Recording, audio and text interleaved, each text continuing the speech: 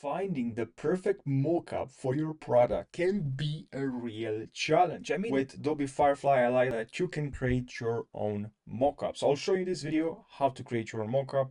So let's jump right into this video. What I want to do here is to create an advertising billboard. I'm just gonna grab this rectangle. I'm gonna move this rectangle here. Now the color is gonna be like the billboard. Right here in the middle, hold Option and drag, highlight, and click here to unite both of both shapes. Now I can add actually another rectangle right here. You can just export the file. Now, as you can see with Adobe Firefly, you don't have to use a reference image. You can just right here city like advertising billboard mockup, and it's gonna help you with some mockups. But maybe you want a style, a specific style. So that's why we're using a reference. Now I've created here a very simple reference, but you can take your time and create exact mockup you want. I'm gonna increase the strength here. Okay, now tell me this is not really impressive. You have the exact design that you created in Illustrator and you have it here. Now let's say we want vibrant colors.